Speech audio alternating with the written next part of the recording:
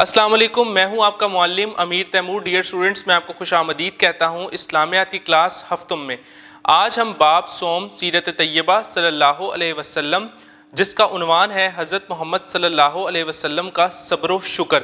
Dear students, آج ہم اس سبق میں تفصیلاً پڑھیں گے کہ صبر و شکر سے کیا مراد ہے، اور نبی کریم صلی اللہ علیہ وسلم کے مکی اور مدنی دور میں صبر و شکر کی مثالوں کو ہم تفصیلاً پڑھیں گے، اور اس کے ساتھ آپ خاتم النبیین صلی اللہ علیہ وسلم نے صحابہ کرام اہل بیت رضوان اللہ علیہم اجمعین کو کیا تراغیب دیں صبر و شکر کے حوالے سے، سبق میں تفصیلاً پڑھیں گے۔ سبق کو تفصیل سے پڑھنے کے لیے آپ سب اپنی اپنی کتاب کھولیے۔ اسوہ رسول اکرم خاتم النبیین صلی اللہ علیہ وسلم اور ہماری عملی زندگی۔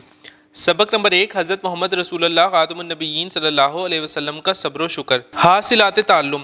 اس سبق کو پڑھنے کے بعد طلبہ اس قابل ہو جائیں گے کہ وہ صبر و شکر کی فضیلت اور اہمیت سے واقف ہو سکیں، رسول اللہ خاتم النبیین صلی اللہ علیہ وسلم کی اسوہ حسنہ کی روشنی میں صبر و شکر جیسی عظیم صفات کو اپنی عملی زندگی میں شامل کر سکیں۔ سیرت طیبہ خاتم النبیین صلی اللہ علیہ وسلم مکی اور مدنی زندگی سے صبر کے مختلف واقعات جان سکیں۔ سیرت طیبہ خاتم النبیین صلی اللہ علیہ وسلم مکی اور مدنی زندگی سے شکر کے مختلف واقعات جان سکیں۔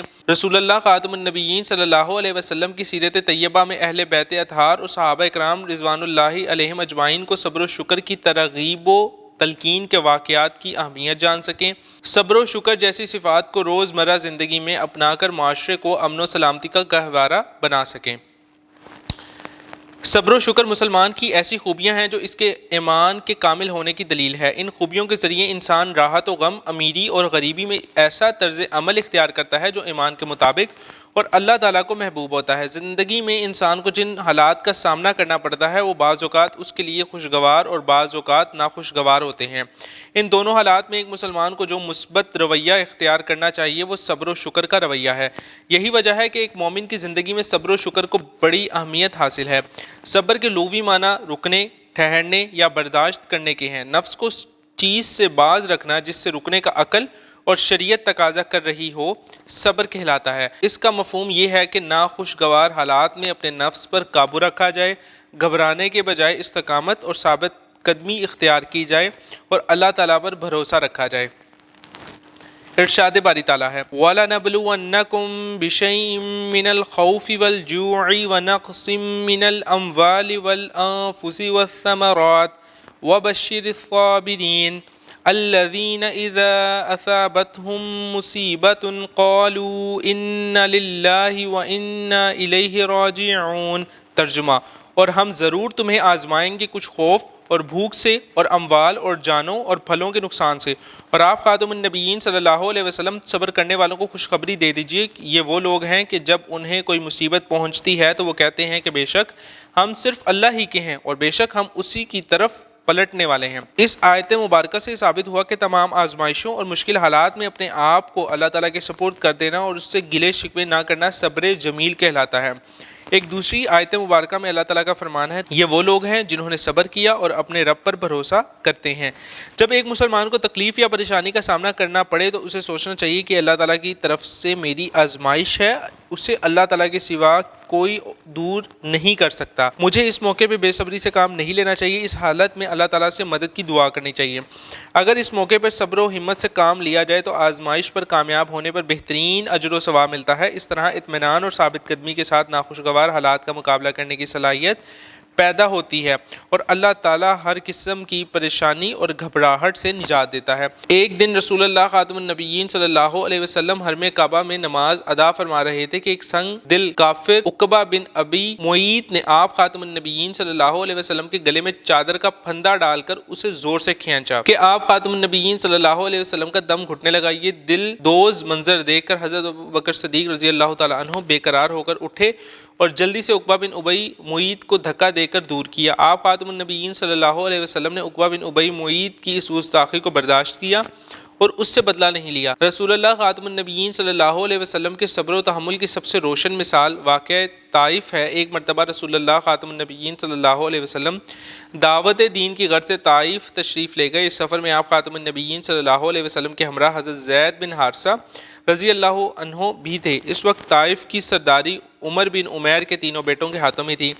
آپ خاتم النبیین صلی اللہ علیہ وسلم نے ان تینوں سے ملاقات کی اور انہیں اسلام کی دعوت دی، لیکن ان بدبختوں نے رسول اللہ خاتم النبیین صلی اللہ علیہ وسلم کی اس دعوت کو ٹھکرا دیا۔ ان سنگ دلوں نے اس پر اکتفا نہ کیا بلکہ طائف کے اوباش اور شریر غنڈوں کو ابھارا کہ وہ رسول اللہ خاتم النبیین صلی اللہ علیہ وسلم کے ساتھ برا سلوک کریں۔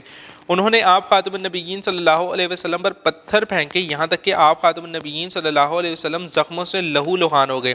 آخر آپ خاتم النبیین صلی اللہ علیہ وسلم نے انگوروں کے ایک باغ میں پناہ لی۔ اس موقع پر اللہ تعالیٰ کے حکم سے حضرت جبرائیل علیہ السلام آپ خاتم النبیین صلی اللہ علیہ وسلم کے پاس آئے اور کہا، اللہ تعالیٰ نے پہاڑوں کا فرشتہ بھیجا ہے، آپ خاتم النبیین صلی اللہ علیہ وسلم جو حکم دیں گے یہ پورا کرے گا۔ پھر پہاڑوں کے فرشتے نے آ کر حضرت محمد رسول اللہ خاتم النبیین صلی اللہ علیہ وسلم کو سلام کیا اور کہا، میں پہاڑوں پر مقرر فرشتہ ہوں، اگر آپ خاتم النبیین صلی اللہ علیہ وسلم چاہیں تو طائف کے دونوں پہاڑوں کو ملا دیتا ہوں اور ان لوگوں کو ختم کر دیتا ہوں۔ حضرت محمد رسول اللہ خاتم النبیین صلی اللہ علیہ وسلم نے طائف والوں پر مہربانی فرماتے ہوئے کہا، نہیں، مجھے امید ہے کہ اللہ تعالیٰ ان کی نسل میں ایسے لوگ پیدا کرے گا جو صرف اللہ تعالیٰ کی عبادت کریں گے اور اس کے ساتھ کسی کو شریک نہیں ٹھہرائیں گے۔ غزوہ احد میں کفار نے رسول اللہ خاتم النبیین صلی اللہ علیہ وسلم پر حملہ کیا، جس کے نتیجے میں آپ خاتم النبیین صلی اللہ علیہ وسلم کے دندان مبارک شہید ہو گئے۔ ایسے حالات میں بھی آپ خاتم النبیین صلی اللہ علیہ وسلم نے صبر کا دامن تھامے رکھا اور ان کو بد دعا نہ دی۔ ڈیئر اسٹوڈنٹس، یہاں پر ہم نے جو سبق کا عنوان ہے وہ ہے صبر و شکر، اور ہم بات ابھی کر رہے ہیں، سبق پڑھ رہے ہیں صبر پر۔ تو صبر کی مثالیں ہم نے یہاں پر دو طرح کی پڑھیں، اس میں ایک واقع طائف ہے اور ایک حرم کعبہ ہے، کہ رسول اللہ خاتم النبیین صلی اللہ علیہ وسلم کہ جن کو ان کی قوم نے، ان کے لوگوں نے تنگ کیا، دل دکھایا، لیکن آپ نے ریئیکٹ نہیں کیا، آپ نے ان کو بد دعا نہیں دی، آپ نے ان سے بدلہ نہیں لیا، حتیٰ کہ جب فتح مکہ ہوا، مکہ والوں نے کتنے مظالم رسول اللہ صلی اللہ علیہ وسلم پر ڈھالے، لیکن اس کے باوجود رسول اللہ نے ان کو معاف کر دیا۔ یہ ہے صبر، یہ ہے صبر جمیل۔ شکر کا معنی و مفہوم، شکر کے لغوی معنی ہے کسی کے احسان پر اس کی تعریف کرنا، اس کا شکریہ ادا کرنا، اس کا احسان ماننا اور زبان سے کھل کر اس کا اظہار کرنا۔ عنایات اور احسانات کے حوالے سے اللہ تعالیٰ کی ذات سب سے زیادہ شکر کی مستحق ہے۔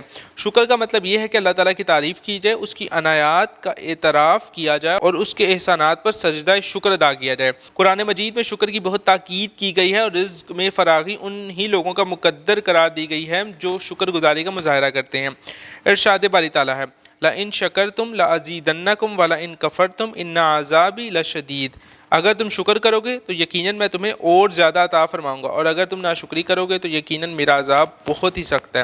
اللہ تعالیٰ کا شکر ادا کرنے کے تین طریقے ہیں: زبان سے اللہ تعالیٰ کی نعمتوں کا اعتراف اور اس کی حمد و ثنا بیان کرنا، دل کی گہرائیوں سے اس کی عظمت و نعمت کا شکر ادا کر کے اس کے حضور میں خلوص نیت سے جھک جانا، اپنے اعضاء کو اللہ تعالیٰ کے پسندیدہ امور میں مشغول کر دینا۔ شکر بلندی مراتب کی دلیل ہے۔ اللہ تعالیٰ نے اسے اپنے ذکر کے قریب تر رکھا ہے، یعنی جہاں اپنے ذکر کی فضیلت واضح کی ہے وہیں پر شکر کا تذکرہ بھی فرمایا ہے۔ ارشاد باری تعالیٰ ہے، فَاذْكُرُونِي أَذْكُرْكُمْ وَاشْكُرُوا لِي وَلَا تَكْفُرُونَ۔ ترجمہ، پس تم مجھے یاد کیا کرو، میں تمہیں یاد رکھوں گا، اور میرا شکر ادا کرو اور میری ناشکری نہ کرو۔ شکر گزاری کی اہمیت بتاتے ہوئے رسول اللہ خاتم النبیین صلی اللہ علیہ وسلم نے ارشاد فرمایا، جس نے لوگوں کا شکریہ ادا نہ کیا اس نے اللہ کا شکر ادا نہیں کیا۔ سیرت طیبہ خاتم النبیین صلی اللہ علیہ وسلم سے شکر کے مختلف واقعات۔ حضرت عائشہ رضی اللہ تعالی عنہا سے روایت ہے کہ نبی کریم خاتم النبیین صلی اللہ علیہ وسلم رات کی نماز میں اتنا طویل قیام فرماتے کہ آپ خاتم النبیین صلی اللہ علیہ وسلم کے قدم مبارک پر ورم آ جاتا، سوج جاتے۔ حضرت عائشہ رضی اللہ تعالی عنہا نے ایک دن عرض کیا، یا رسول اللہ، آپ خاتم النبیین صلی اللہ علیہ وسلم اتنی زیادہ مشقت کیوں اٹھاتے ہیں جبکہ اللہ تعالیٰ نے آپ خاتم النبیین صلی اللہ علیہ وسلم کی اگلی پچھلی تمام خطائیں معاف کر دی ہیں؟ آپ خاتم النبیین صلی اللہ علیہ وسلم نے فرمایا، تو کیا پھر میں اللہ تعالیٰ کا شکر گزار بندہ نہ بنوں؟ حضرت ابو ہریرہ رضی اللہ تعالیٰ عنہ سے روایت ہے کہ رسول اللہ خاتم النبیین صلی اللہ علیہ وسلم نے فرمایا، اے ابو ہریرہ، متقی ہو جا، تو سب لوگوں سے زیادہ عبادت گزار ہو جائے گا، قناعت پسند بن جا، تو سب سے زیادہ شکر گزار ہو جائے گا، لوگوں کے لیے وہی کچھ پسند کر جو اپنے لیے پسند کرتا ہے، تو مومن بن جائے گا، اپنے ہمسائے کے ساتھ ہمسائیگی کا اچھا تعلق رکھ، تو مسلم بن جائے گا، اور ہنسنا کم کر دے کیونکہ زیادہ ہنسی دل کو مردہ کر دیتی ہے۔ آپ خاتم النبیین صلی اللہ علیہ وسلم نے اپنے عمل کے ذریعے امت کو صبر و شکر کی جو تعلیم فرمائی وہ ہمارے لیے بہترین نمونہ ہے۔ ہمیں چاہیے ہر حال میں صبر و شکر سے کام لیں اور دعا کرتے رہیں کہ اللہ ہمارے صبر و شکر کی وجہ سے ہم سے راضی ہو جائے۔ ڈیئر اسٹوڈنٹس، آج ہم نے رسول اللہ خاتم النبیین صلی اللہ علیہ وسلم کے صبر و شکر کا جو عنوان تھا، سبق تھا، اس کو تفصیلاً پڑھا ہے۔ اس سبق میں ہم نے پڑھا ہے کہ صبر و شکر سے کیا مراد ہے، اور مکی اور مدنی دور میں اس کی ہم نے مثالیں پڑھی ہیں، اور نہ صرف مثالیں پڑھی بلکہ رسول اللہ خاتم النبیین صلی اللہ علیہ وسلم نے اہل بیت اور صحابہ کرام کو صبر و شکر کے متعلق کیا تراغیب دیں، کیا نصیحتیں فرمائیں، اس سبق میں ہم نے تفصیلاً پڑھا ہے۔ میں امید کرتا ہوں کہ اب آپ اس سبق کو بآسانی پڑھ سکیں گے۔ ملتے ہیں اس سبق کی مشق کے ساتھ ایک نئی ویڈیو میں، تب تک اپنا خیال رکھیں۔ اللہ حافظ۔